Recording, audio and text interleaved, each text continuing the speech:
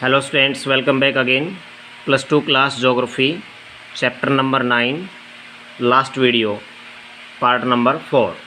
We have discussed about in previous video about the sustainable development system. Okay, now in this video we will discuss about the Indira Gandhi Canal Nahar Command Area. Okay, today we will discuss about the Indira Gandhi canal नहर command area. आपको अच्छी तरह पता है कि Indira Gandhi canal, ठीक है, ये रिवर नहीं है, कैनल है, ठीक है। तो इसका कमांड एरिया कौन सा है, कहाँ से निकली है, ये किस एरियाज़ में है, इस पर कंप्लीट डिस्कस करेंगे हम। तो Indira Gandhi canal previously known as the Rajasthan canal, very important point underline कर लीजिए बेटा। इंदिरा गांधी कैनल को पहले राजस्थान नहर के नाम से जाना जाता था, ठीक है, राजस्थान नहर या कैनल, ठीक है, Rajasthan canal is one of the largest canal system in India. Largest canal, अब यहाँ एक पॉइंट मैं आपको बताऊँगा, वो थोड़ा ऐड कर लेना। ये इरिगेशन सिस्टम के अकॉर्डिंग ये कैनल आती है। तो ये जो है, ये जो कैनल है वर्ल्ड की लॉन्गेस्ट इरिगेशन सिस्टम की कैनल है, ये वर्ल्ड की लॉन्गेस्ट है, इस बात का ध्यान रखना। और लिखा हुआ है is the one of the largest canal system in India, सबसे लंबी नहर निर्माण एरिया में ये इंडिया की सबसे लंबी है, ठीक है। और ये वर्ल्ड में सबसे ज़्यादा फेमस है। रीज़न क्या है कि ये इरिगेशन डिपार्टमेंट की कैनल है, जो कि वर्ल्ड में सबसे नंबर 1 में फेमस है। कॉन्विसाइड बाय द कंवर सेन इन 1948, ठीक है, ध्यान दीजिए यहाँ पर, ये कंवर सेन द्वारा जो ये नहर परियोजना थी, ये 1948 में उस समय स्टार्ट की गई थी। The canal project was launched on 31 March 1958। और ये जो प्रोजेक्ट था इसका वो पूरा हुआ था, कंप्लीट लॉन्च हुआ था, इट मीन्स वो 31 मार्च 1958 में हुआ था। यानी कि इसकी नींव रूपरेखा देने वाला कौन था, वो कंवर सेन था, ठीक है। तो आप समझ पा रहे हैं 1948 में कंवर सेन ने इसकी संकल्पना की थी, समझ रहे हैं आप, ये कंसीव्ड किया था, ठीक है। और वो कैनल प्रोजेक्ट जो था वो पूरी तरह से जो नहर परियोजना थी वो 31 मार्च 1958 को शुरू हो गई थी, ठीक है। क्लियर, यहाँ तक वेरी मोस्ट क्वेश्चन है, प्लीज़ अंडरलाइन करना। The canal organised at Harike barrage, ये ध्यान देना प्लीज़, वेरी इंपॉर्टेंट पॉइंट है, ये वेरी शॉर्ट क्वेश्चन पूछे जाएंगे आपसे ऑप्शन टाइप के। The canal organised at Harike barrage in Punjab, ये पंजाब और राजस्थान का जो बॉर्डर टच से शेयर एरिया है, आप समझ पा रहे हैं, मैप में भी आपको पता है।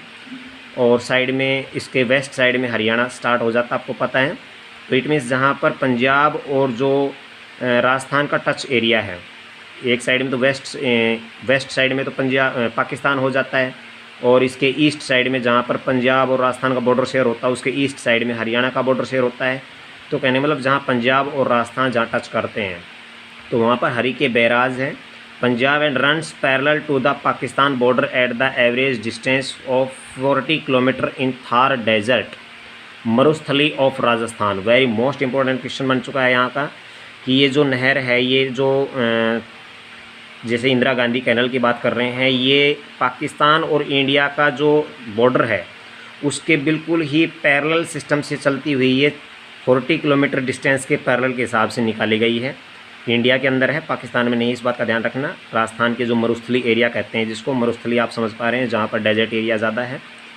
The total planned length of the system is 9060 kilometre according to the irrigation needs of the total culturable command area of the 19.63 lakh hectares.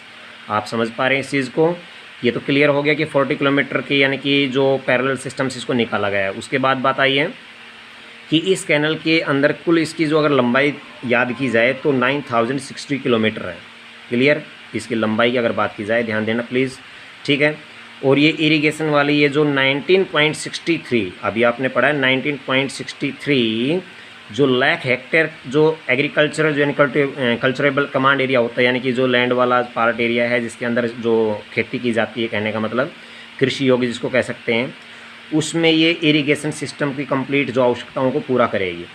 19.63 lakh hectare को कवर करेगी, कहने का मतलब ये है, ठीक है। लंबाई इसकी होगी 9060 किलोमीटर, ओके। हेक्टेयर आप जानते हैं अच्छी तरह से 2.5 यानी कि 2.5 एकड़ जो होता है उसमें 1 हेक्टेयर होता है, ठीक है। याद रखना हेक्टेयर के एरिया को। कभी भी कोई जो लैंड पार्ट होता है उसको अगर हम किसी भी मेजरमेंट में करते हैं तो उसको मोस्टली एवरेज रूप लिया जाता है इंडिया का या किसी भी लार्ज एरिया का, तो उसको हेक्टेयर में लिया जाता है।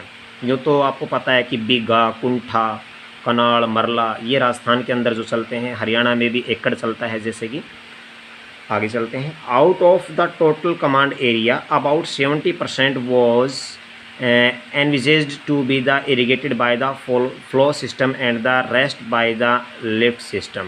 अब ध्यान देना, इसके अंदर ये बातें सामने आएगी। इस कमान एरियाज़ के अंदर क्या है, इसमें 70% जो 70% जो एरिया है, क्षेत्र है, वो क्या है कि वो कंप्लीट एरिया है, वो किस में आता है, फ्लो सिस्टम में आता है। फ्लो सिस्टम होता है कि कहने का मतलब इसके अंदर जो नहर का जो प्रवाह है, तंत्र यानी कि जो पानी बहता है वो कंप्लीट फ्लोइंग करता है। और बाकी जो 30% में आता है उसको क्या किया जाता है, इसको कंप्लीट एरिया में लिफ्ट सिस्टम के द्वारा इसको यूज़ में लाया जाता है, यानी कि उठा करके पानी को दूसरी जगह पर शिफ्ट किया जाता है। जैसे आपने कभी देखा होगा कि जैसे कि नीचे अंडरग्राउंड सिस्टम में डिगिंग करके कैनल बनाई जाती है, फिर अप साइड में जो लैंड पार्ट के सरफेस पर जो कैनल बनाई जाती है वहाँ मिट्टी डालकर कैनल बनाई जाती है। तो जो डिगिंग करके जो कैनल बनाई गई है उसका पानी अप साइड में जो बनाई गई कैनल है सरफेस पर अप साइड में, उसके अंदर जो पानी को शिफ्ट किया जाता है तो उसको लिफ्ट सिस्टम कहा जाता है। आप समझ ही पा रहे हैं इस चीज़ को। The construction work of the canal system has been on page number 110 up side carried out through 2 stages. अब इसके 2 स्टेजेस यहाँ पर आपको बताएंगे किस किस तरह से कैनल जो है ये जो किस तरह से काम करती है, कैसे है। हो सकता है मे बी यस, एक मिनट, यस, इसके हम 2 स्टेजेस के बारे में डिस्कस करेंगे एट प्रेजेंट, ठीक है। The command area of stage first. अब स्टेज फर्स्ट है वो कैसी है, किस तरह से है, थोड़ा ध्यान देना प्लीज़, समझना अच्छी तरह से। Lies in the Ganganagar. Ganganagar आपको पता अच्छी तरह से, ये राजस्थान के अंदर है, Hanumangarh and north part of Bikaner district. यानी कि स्टेज फर्स्ट है इस इंदिरा गांधी कैनल की, वो कौन सी जगह है, जो कि जैसे ही पंजाब से शिफ्ट होकर के हरिके बैराज से जो एंट्री करता है पानी राजस्थान में, जैसे गंगानगर, हनुमानगढ़ और ये बीकानेर डिस्ट्रिक्ट है ये राजस्थान की, इसमें एंट्री होती है। It has gently undulating the topography and its cultivable command area is 5.53 lakh hectare. ठीक है, इस तरह से ये फर्स्ट जो स्टेज है इसके अंदर पूरी तरह से ये जो कमान एरिया है ये बिल्कुल ही थोड़ा ऊबड़ खाबड़ एरिया है। अंडुलेटिंग टोपोग्राफी होता है कि थोड़ा यानी कि ऊबड़ खाबड़ वाला एरिया, ठीक है। उसके अंदर जो एग्रीकल्चर लैंड पार्ट एरिया आता है उसको 5.53 लाख हेक्टेयर को कंप्लीट को ये यानी कि इरिगेटेड करता हुआ आगे बढ़ता है, ठीक है। The command area of stage second. अब स्टेज सेकंड की बात करेंगे। Is spread over Bikaner. उसके बाद का जो एरिया है, आप ध्यान दीजिए कि स्टार्टिंग वाला पार्ट है वो तो है स्टेज फर्स्ट में, स्टेज सेकंड है ये है बीकानेर जस्ट बाद में, उसके बाद बीकानेर है, Jaisalmer, Barmer, Jodhpur, Nagpur and Churu districts covering cultivable command area of 14.10 lakh hectare, ठीक है, 14.10 लाख हेक्टेयर। उसके बाद वाला जो सेकंड स्टेज है उसके अंदर 14.10 लाख हेक्टेयर स्क्वायर को पूरी तरह से इसको ये क्या करता है, कमांड एरिया है, इसको इरिगेटेड के अंदर कवर करता है। कौन कौन से डिस्ट्रिक्ट इसके अंदर आ गए हैं, बीकानेर, जैसलमेर, बाड़मेर, जोधपुर, नागपुर, चूरू, ठीक है। चूरू झुंझुनू डिस्ट्रिक्ट भी उसके पास एरिया पड़ जाता है, आप समझ पा रहे हैं अच्छी तरह से। बट झुंझुनू यहाँ पर नहीं, इस बात का ध्यान रखना। It comprises the desert land dotted with the shifting and sand dunes and the temperature soaring of to 50 degree Celsius in summers. Very important point से ध्यान दीजिए प्लीज़ बेटा। इसके अंदर जो सेकंड स्टेज है इसके अंदर क्या है कि इसके अंदर जितना भी जो सैंड ड्यून्स हैं, सैंड ड्यून्स आप जानते क्या होते हैं, बालू मिट्टी के टिल्ले, वो सैंड ड्यून्स हैं वो जितने भी यानी कि जो अपनी जगह से दूसरी जगह पर शिफ्ट होते रहते हैं और वहाँ का जो टेम्परेचर जो इतना ज़्यादा हाई होता है जो 50 डिग्री सेल्सियस के अकॉर्डिंग चला जाता है जो समर टाइम में, ठीक है। तो वो पूरी तरह से उस एरिया में पूरी तरह से जब ये एंट्री करती है ये रिवर यानी canal, in lift canal the water is lifted up to the make the flow against the slope of the land. वहाँ जा कर के इसमें क्या होता है कि जो सैंड ड्यून्स पाए जाते हैं उसके जस्ट नज़दीक जब ये पहुँचती है, जहाँ 50 डिग्री सेल्सियस टेम्परेचर जहाँ समर में पहुँचता है, तो वहाँ पर क्या होता है, लिफ्ट जो कैनल है उसके अंदर जो उसका जो जितना स्लोप होता है उसके अपोजिट यहाँ पे लिख रखा है bank of the main canal while the canal on the right bank of main canal are flow channels. ध्यान से सुनना, इंदिरा गांधी कैनल के अंदर जो सिस्टम बनाया गया है उसमें लिफ्ट कैनल सिस्टम वहाँ बनाया गया है एक, ठीक है। उसके अंदर क्या किया जाता है, left bank of main canal, उसके लेफ्ट और राइट साइड में अलग अलग जो कैनल के जो बैंक है, बैंक का मतलब होता है किनारा, उस किनारे के अकॉर्डिंग उसमें मशीनों द्वारा उस पानी को ऊपर उठाया जाता है, ठीक है। और इस तरह से कंप्लीट वो उस नहर का पानी दो जगह पर डिवाइड कर दिया जाता है। While all canals on the right bank of main canal are flow channels, और उसके राइट साइड की जो कैनल्स हैं वो पूरी तरह से कंप्लीट, जो कि सभी यानी कि तरीके से जो अपने प्रणालों के हिसाब से या चैनल्स के हिसाब से बहती रहती है, ठीक है। यहाँ पर आप देख रहे हैं एक पिक्चर दे रखी है यहाँ पर क्लियर, इसमें शो किया गया है Indira Gandhi canal and its adjoining area, ठीक है। यहाँ पर क्लियर है, आप समझ पा रहे हैं अच्छी तरह से कि उसका एरिया किस तरह का है, किस तरह से उस पर चेक डैम्स बने हुए हैं, किस तरह से है ये कंप्लीट एरिया जो है ये कैनल्स का बना हुआ है, जो इसके चैनल बने हुए हैं, अलग से चैनल बनाए गए हैं साइड में। इरिगेशन स्टेज फर्स्ट, ध्यान से सुनना, command area of the canal was introduced by early 1960s। ये स्टेज फर्स्ट है जो कि हमने अभी डिस्कस किया था, जिसके अंदर हमने कहा था कि जो गंगानगर है, हनुमानगढ़ है, ठीक है, बीकानेर है, ये 1960s के टाइम में ही इसको पूरी तरह से डेवलप कर लिया गया था। Where are the command area of the stage second begin receiving irrigation in mid 1980s। ये इंपॉर्टेंट पॉइंट है बेटा, ईयर पूछे जाएंगे आपसे, स्टेज फर्स्ट का, स्टेज सेकंड का, ठीक है। The introduction of canal irrigation in this dry land has transform its ecology, economy and the society. अब ध्यान से समझ पा रहे हैं अच्छी तरह से, मैं आपको बता रहा हूँ कि इस एरियाज़ में जो इकोलॉजिकल सिस्टम है, मतलब आप जानते हैं अच्छी तरह से जो पर्यावरण है, इकोनॉमी है जो कि आप समझ पा रहे हैं अच्छी तरह से, जो कि स्पेशली जो आपकी यहाँ के आर्थिक रूप से यानी कि अर्थव्यवस्था जो इसकी है, ठीक है। और जो इसके जो सोसाइटी है उसने उस यानी कि सोसाइटी को बहुत बदल डाला, यानी कि सोसाइटी को, इकोलॉजी को, इकोनॉमी को बहुत कुछ चेंज कर दिया इसने। यस, इट मीन्स इसके इकोलॉजी, इकोनॉमी और सोसाइटी को बहुत कुछ चेंज किया है इस कैनल ने।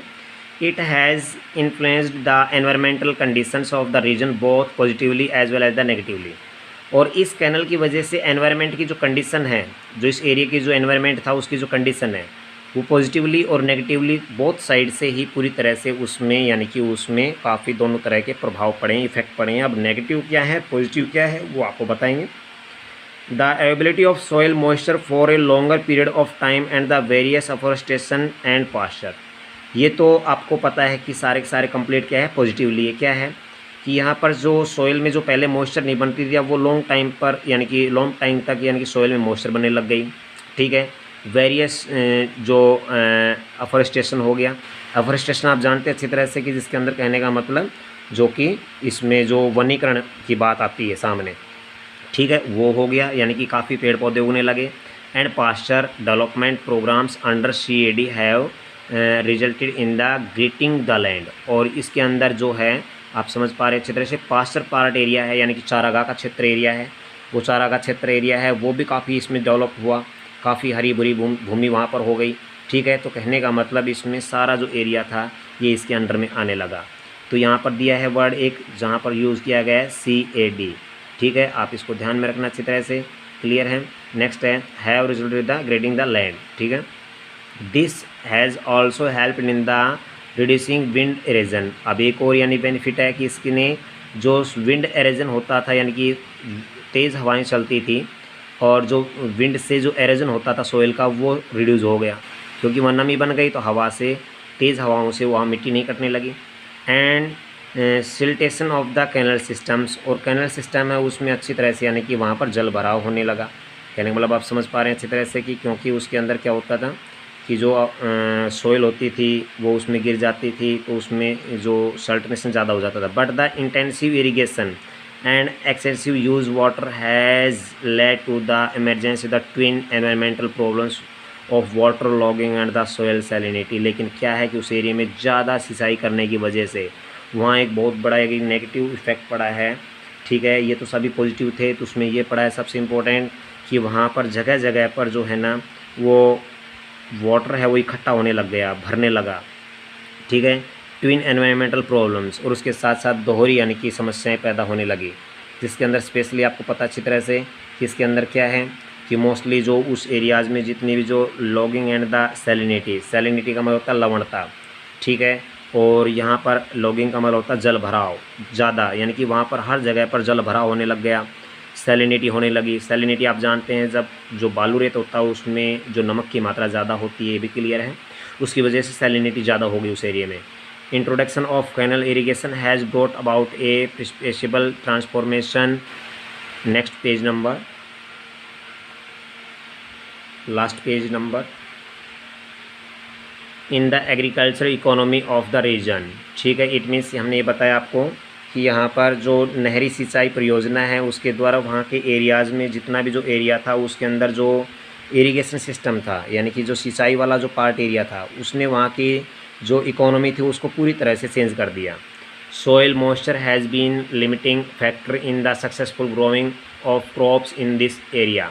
उस एरिया में पूरी तरह से जो क्रॉप एरिया था वो अच्छी तरह से सक्सेसफुल बना, लोग उसमें अच्छी तरह से फसलों को उगाने लगे, ठीक है।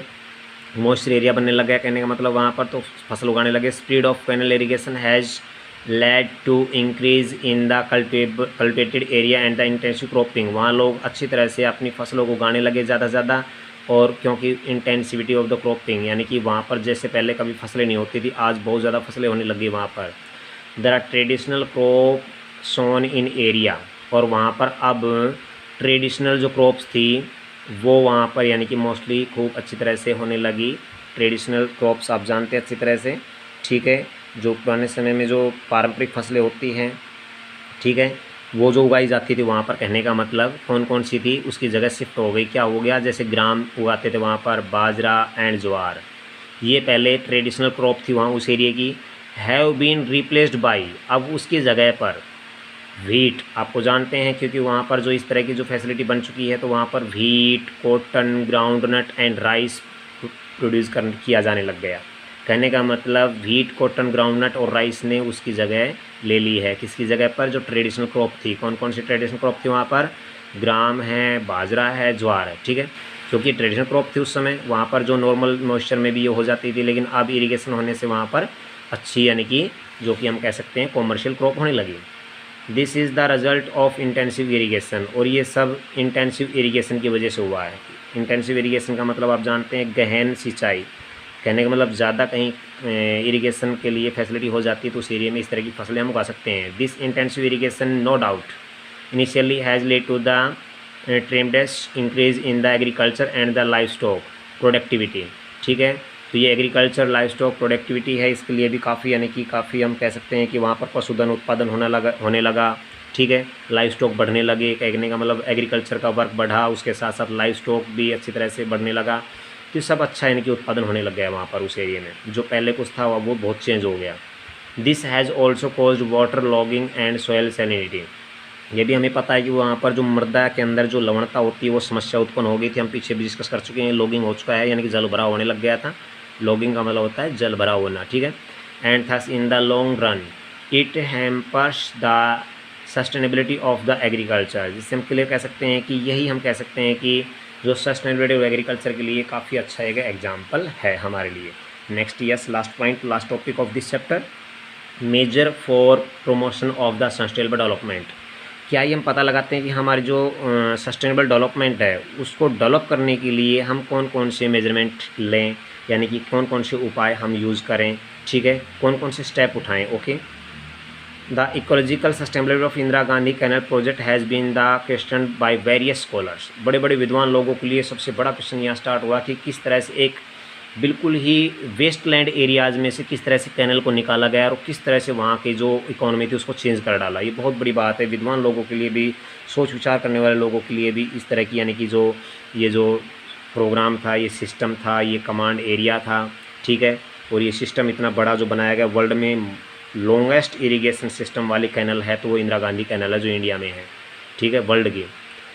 Their points of views has also largely been validated by the course of the development in this region has taken during the last 4 decades। पिछले 40 सालों से हम देख रहे हैं किस तरह से जितना कुछ यानी कि इसके अंदर जो विकास हुआ है, डेवलपमेंट हुआ है, वो पूरी तरह से कभी भी ऐसा नहीं हुआ था। Which has the resulted in the degradation of the physical environment, ठीक है, और जो कि रिजल्टेड, यानी कि जो पूरी तरह से जो डिग्रेडेशन था उसका जो फिजिकल एनवायरनमेंट पर जो इफेक्ट पड़ता था उसको पूरी तरह से आज यानी कि उसका निम्नीकरण हुआ है, यानी कि उसका बहुत कम यानी कि डिग्रेडेशन होने लग गया, अफॉरेस्टेशन होने लग गया। ठीक है, it is a hard fact that the attaining sustainable development in the command area requires major thrust upon the measures to achieve ecological sustainability।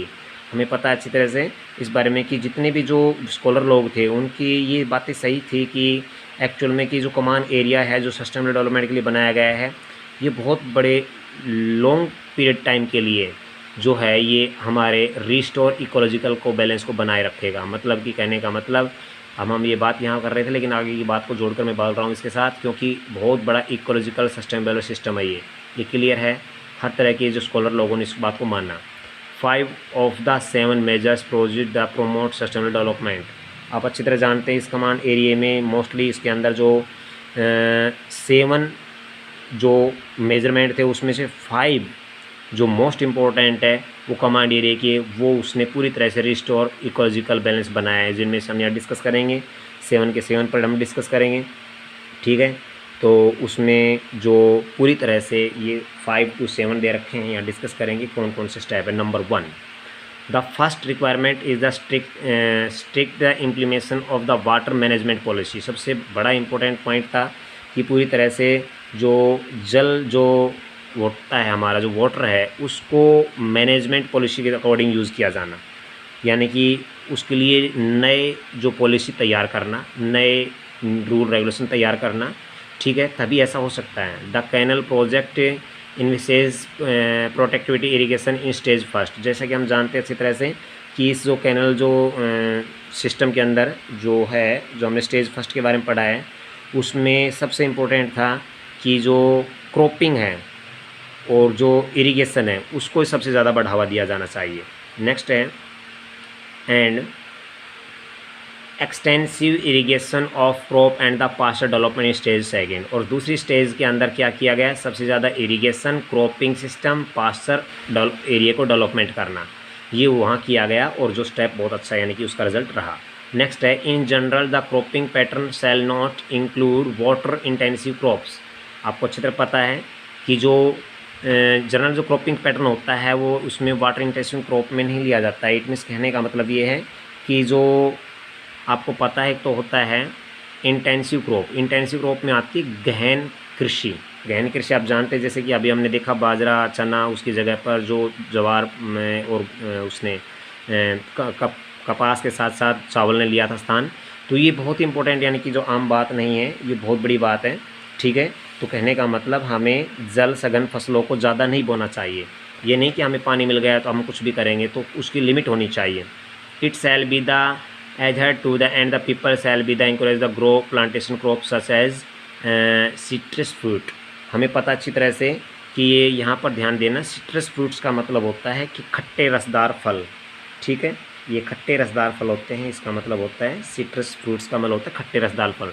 तो हमें ज़्यादा क्रॉपिंग न करके वहाँ पर क्या करना चाहिए, वहाँ पर हमें ऑर्चार्ड्स का यूज़ करना चाहिए। ऑर्चार्ड्स मतलब फलों के बाग, उसमें सिट्रस फ्रूट्स को ज़्यादा बोना चाहिए, क्योंकि वहाँ की सॉइल्स के अंदर क्या होती है, सैलिनिटी ज़्यादा होती है। सैलिनिटी ज़्यादा होने की वजह से वहाँ पर सिट्रस फ्रूट्स होते हैं, वो काफ़ी डेवलप करेंगे। ठीक है, नंबर 3 जो स्टेप्स हैं, ठीक है, जो कि इंदिरा गांधी कैनल के अकॉर्डिंग, जो सस्टेनेबल डेवलपमेंट के अकॉर्डिंग लिए गए थे। और ये ज़रूरी नहीं कि हम इंदिरा गांधी कैनल की ही बातें करें, लेकिन फिर भी उसके साथ हैं यहाँ पर the CAD programme such as the lining of water courses. ठीक है, और हमें पता अच्छी तरह से कि इसके अंदर जो कमांड जो एरिया था जिसमें यहाँ पर CAD प्रोग्राम दिया गया है। ठीक है, तो कमांड विकास कार्यक्रम था जिसके अंदर जो मोस्टली इम्पोर्टेंट क्या थे, उसमें land development and the levelling of the बाड़ाबंदी। ये बाड़ाबंदी है, ये बाड़ाबंदी सिस्टम। इसके अंदर मोस्टली क्या किया गया कि नालों को पक्का किया गया। ठीक है, नालों को पक्का करना कहने का मतलब levelling of the water courses, जितने भी वाटर थे सिस्टम थे उसको नालों को पक्का कराया गया। लैंड डेवलपमेंट के लिए उसको यूज़ किया गया and the levelling and the वाड़ाबंदी सिस्टम, और हर जगह पर एरिया को पूरी तरह से लेवल किया गया, क्योंकि ऊंचा नीचा एरिया होता है उसमें पानी कहीं ज़्यादा लगता है कहीं कम लगता है। लेवलिंग करके इरिगेशन को के यूज़ में उसको यूज़ किया जाने लगा। वाड़ाबंदी की जाने लगी।